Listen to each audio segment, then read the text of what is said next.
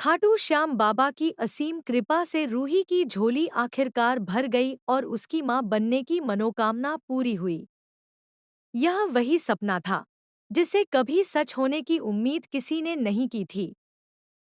जब नहार और रूही ने अपने छोटे से आशियाने में नई जिंदगी की शुरुआत की थी, तब उनके सामने कठिनाइयों का सागर खड़ा था। कभी पैसों की तंगी, कभी समाज की तानेबाजी और कभी अपने ही घर वालों का छल।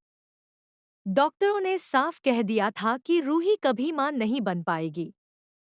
यह सुनकर उसकी पूरी दुनिया बिखर गई।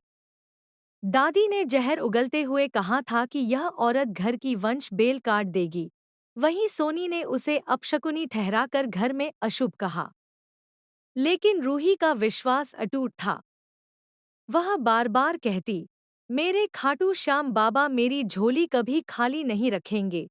नहर उसकी आंखों में देखकर कहता, तुम्हारा विश्वास मेरी सबसे बड़ी ताकत है। आखिरकार वही हुआ जिसका इंतजार था। डॉक्टरों की बातें झूठ साबित हुईं और रूही के जीवन में मातृत्व का चमत्कार उतर आया। यह खबर सुनते ही उनका घर खुशियों से भर गया। मगर दादी और सोनी की नफरत थमी नहीं।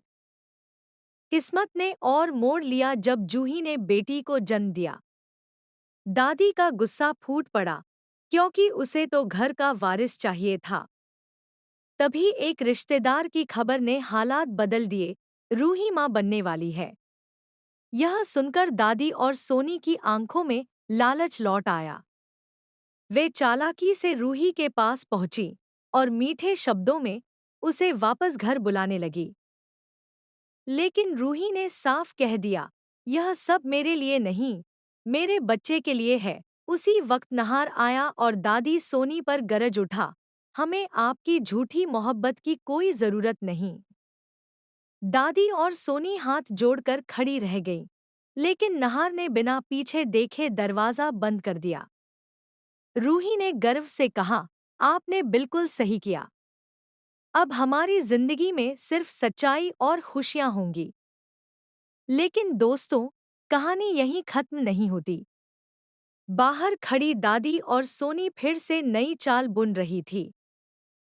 वे रूही को किसी भी तरह अपने कब्जे में लाने की योजना बना रही थी। आने वाले समय में दादी रूही की जान लेने तक की कोशिश करेगी, पर किस्मत हर बार उसका साथ देगी।